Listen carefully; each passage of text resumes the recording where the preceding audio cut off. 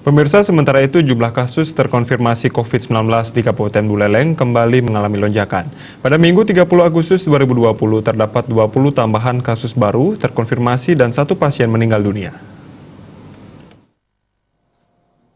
Gugus Tugas Percepatan Penanganan COVID-19 Buleleng per hari Minggu 30 Agustus 2020 melaporkan penambahan 20 kasus baru. Rincian kasus terkonfirmasi baru COVID-19 adalah Kecamatan Tejakula sebanyak 3 orang, Kecamatan Seririt 5 orang, Kecamatan Buleleng 6 orang, Kecamatan Banjar 4 orang, dan masing-masing 1 orang dari Kecamatan Grogak dan Sawan. 11 dari 20 pasien yang terkonfirmasi COVID-19 ini merupakan klaster dari Pengadilan Negeri Singaraja. Selain penambahan kasus, Gugus Tugas Penanganan COVID-19 juga mencatat ada penambahan kasus terkonfirmasi COVID-19 yang meninggal dunia, yaitu perempuan umur 33 tahun asal Kecamatan Banjar. Pasien tersebut memiliki gejala batuk, asma, sesak, dan demam. Pasien dari Kecamatan Banjar ini merupakan rujukan dari salah satu RS swasta di Kecamatan Seririt dan sedang berada dalam kondisi hamil tua.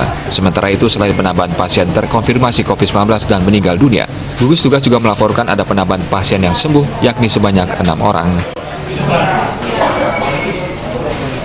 Konfirmasi baru sebanyak 20 orang, yaitu 1 Kecamatan Tejakula sebanyak 3 orang, 2 Kecamatan Seririt sebanyak 5 orang, 3 Kecamatan Buleleng sebanyak 6 orang, 4 Kecamatan Banjar sebanyak 4 orang, 5 Kecamatan Grogak sebanyak 1 orang, dan 6 Kecamatan Sawan sebanyak 1 orang.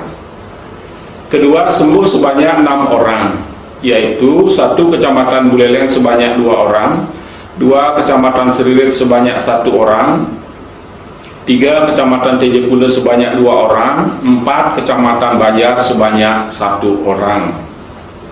Ketiga, meninggal sebanyak 1 orang, yaitu dari Kecamatan Banjar.